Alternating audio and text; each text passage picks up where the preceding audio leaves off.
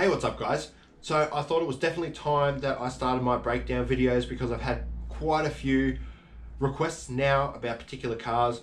The VRX Cobra Violence is one that I've definitely had requests about, asking why it's so tough compared to out of the box. So I'll get straight into it. I'll explain all the bits and pieces that I had to buy, all the bits and pieces that I had to make, and if it's necessary for you guys to buy them yourselves. So I'll do my best to try and remember everything, but if I do miss anything, just let me know in the comments and I'll get onto it as soon as possible. The other thing I wanted to mention was I have links to, well, a few of the parts, but all the links that I have are actually Australian seller links because I don't buy off Banggood or AliExpress. I try and stay within Australia as much as possible. So yeah, I apologize for that. So I may as well start off by saying I definitely like the look and the strength of these bodies. They seem to be quite a lot more flexible than they are brittle. They don't break that easy. So yeah, I don't mind them at all. I'm running the original chassis still, but I've got my little skid plates on there because I like my car to bottom out, as in the whole chassis to hit the ground before I put the stress on the swing arms or the shocks. If you're running plastic swing arms, you'll definitely break them if you're hitting full stroke on the shocks and the chassis is not hitting the ground, but you'll also get shock damage as well. So yeah, always make sure your chassis can hit the ground if needed. I'm also running the aluminium front chassis part, but I just noticed I've actually got two missing screws. So it's really good that I noticed. I don't want to drive it without replacing them. The wheels I run on this and have been running for a while now are Remo Hobbies monster truck wheels. They seem to do a really good job for this 4S system. They are beadlock wheels, so that might be the reason they've held up so well. On the front here, I run a River Hobbies or VRX Octane front bumper, just for a little bit more protection. I do actually run front and rear bumpers on pretty much all my cars if there's compatible bumpers to go with the parts on that car. Front shocks, I run Traxxas big bore rear shocks. They are 100mm long. They seem to be perfect for this car. They are holding up very well. I've had these fail on other cars, but for some reason, yeah, they don't seem to be doing too bad of a job on this one. I run front and rear carbon shock towers because that's one major upgrade that I personally think that is necessary for most cars. This clear part here above it is just my custom made body post. I've made both front and rear because it's definitely another part on this car that breaks all the time. A lot of people have asked me about these center braces here and here, and they're just 6mm polycarbonate that I cut out and kind of just squeezed in there, mounted it, and it's done a massive job of preventing this part here from breaking, because the diff housing's always, the screw that mounts that on always seems to pull out if you don't have a bit of bracing here.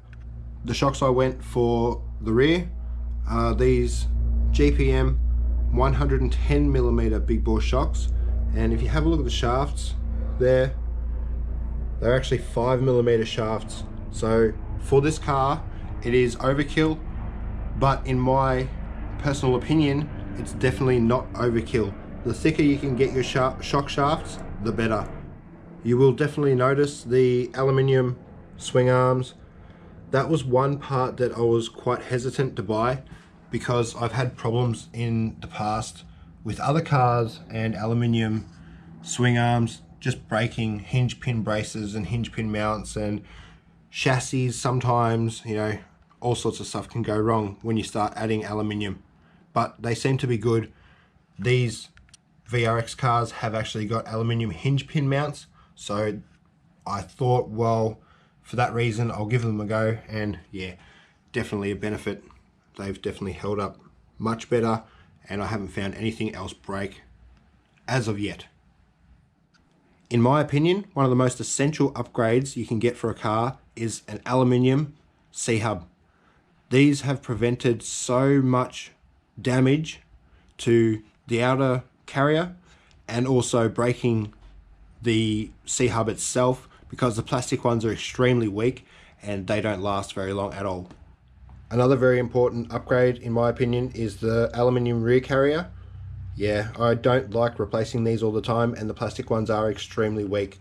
This is a highly recommended upgraded part.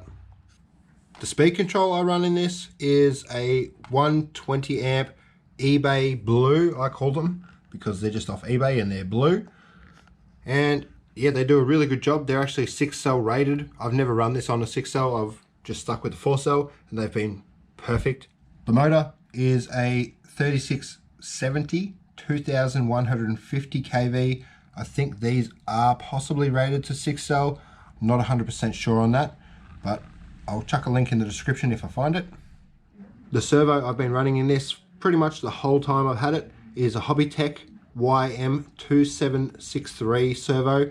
I got this from one of my local electronic shops, J-Car Electronics, but I'm pretty sure you can get them off eBay, possibly even hobby stores.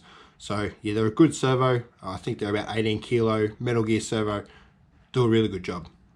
The only other things I can really think of are bearings. They don't have the strongest or best bearings out of the box, but I actually buy Plague bearings. They're Australian. They're really good bearings, and yeah, I highly recommend them. I haven't really touched the front and rear differential in this. The center keeps blowing, but I just put really thick, I think 500,000 weight in the center, and that seems to be doing a good job for now.